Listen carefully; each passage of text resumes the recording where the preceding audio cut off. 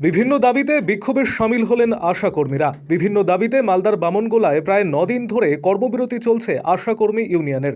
এরই পরিপ্রেক্ষিতে বুধবার আশাকর্মী ইউনিয়নের একটি বিক্ষোভ মিছিল সদর পাকুয়াহাট এলাকা পরিক্রমা করে বামনগোলা ব্লকের বিডি অফিসের সামনে জমায়েত হয়।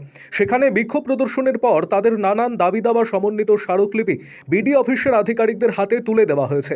রাজ্য সরকারের ঘোষিত ন্যূনতম পারিশ্রমিক 15,000 টাকা প্রদান, কর্মরত অবস্থায় মৃত আশাকর্মীদের পরিবারকে এককালীন 5 লক্ষ টাকা প্রদান সহ নানান দাবিতে সরব হয়েছেন আশাকর্মীরা।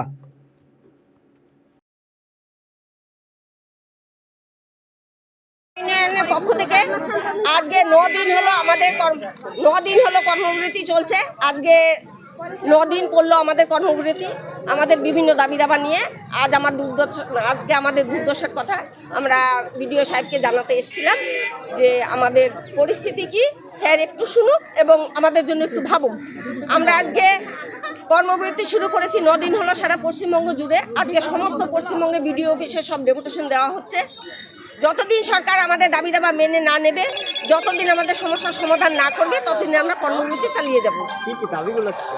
আমাদের দাবি হচ্ছে আমাদের সমস্ত বকেয়া মেটাতে হবে, অবিলম্বে আমাদের ভাতা বৃদ্ধি করতে হবে, আমাদের ভাগে ভাগে ইনসেন্টিভ দেওয়া চলবে না।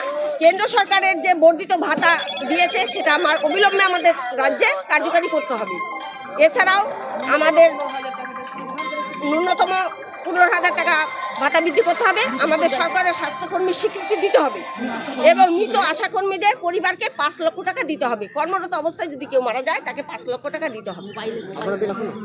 চলবে যতদিন না সরকার আমাদের সমস্ত দাবি মেনে না নেবে, ততদিন আমাদের কর্মবিরতি চলবে। আমার নাম ভাগীরথী বারই, আমি হচ্ছি বামনগোলা ব্লকের সম্পাদিকা এবং রাজ্য কমিটির সদস্য।